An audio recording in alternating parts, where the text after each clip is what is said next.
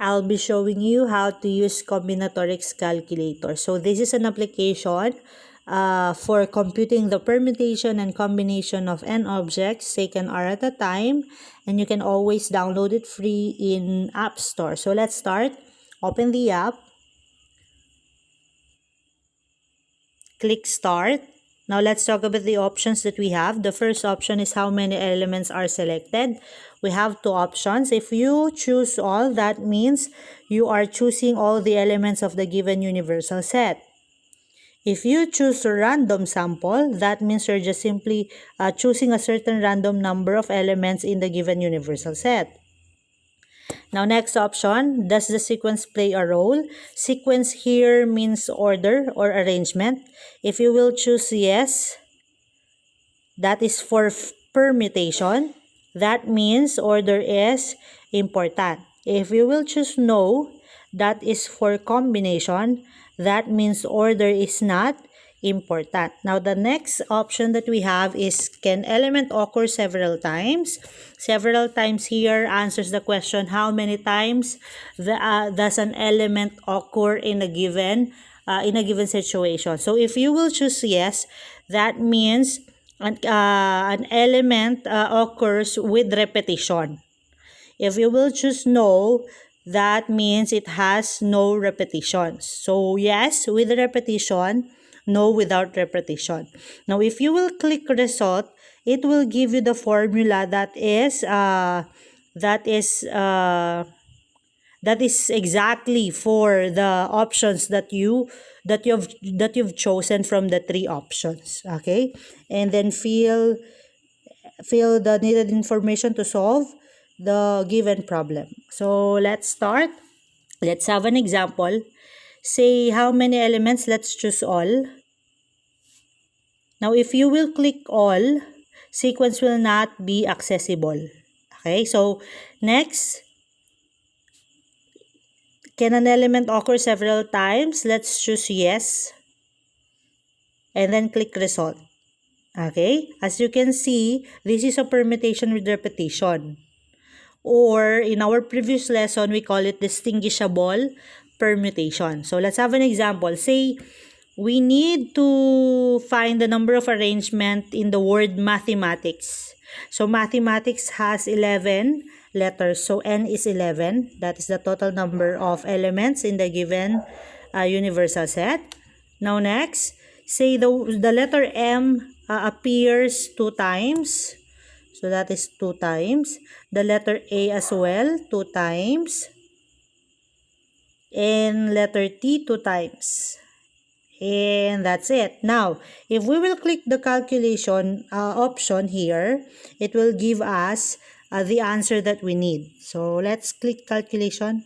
Okay. Therefore, there are 4,989,600 ways on how we arrange the word mathematics. Okay? Another example. Say, we will choose all again, but this time we will be choosing no. Now, in click result, it will give you a formula in which it is a permutation without repetition, or simply it is an n factorial representation. So here, you just simply input the total number of elements in the given set. Okay? Say the total number of elements is 5. So that means 5 factorial. So input 5 factorial is 5 times 4 times 3 times 2 times 1. If we will input calculation, it will give us the exact value of 5 factorial, which is 120. Okay? Now next, how about we choose how many elements are selected? Random sample naman tayo. So we will choose random sample. Does a sequence play a role? Let's click yes. Okay. Again, if yes, that is permutation. If you will choose no, that is combination. Let's first choose yes. Can an element occur several times? So if that is yes, this will be the formula. Okay. That means it has repetition. Now, if, as you can see, variation the word variation appears in our application. Actually, permutation and combination are special case of variations. Okay, so they share the same existence. Okay, now next, so if we will click yes, that means it will give us the desired formula that we need. Okay, say for the meantime, we will choose no. If we choose no and click result, it will give us the formula in finding the permutations of objects. Okay, and that is n factorial over n minus k quantity factorial. By the way, in this application, as representation of the number of objects to be taken consider of, it use k.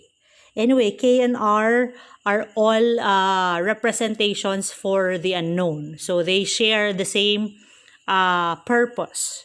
Say, if that's the case, say n is 5 and the number of objects to be considered or to be taken is 2. And then click calculation, it will give you the correct value for 5p2 or the permutation of 5 things taken 2 at a time. Okay, now next, we're still on random sample. This time we will be choosing no. Okay, and then click no, and then yes for elements can occur several times, and then it will give you a formula. This is for combinations with repetition. We will discuss that further in our next topic. So let's first proceed with no.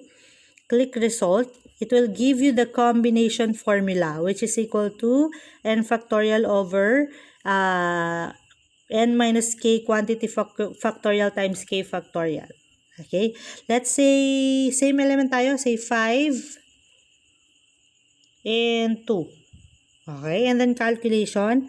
Therefore, the combination of 5 things taken 2 at a time is 10.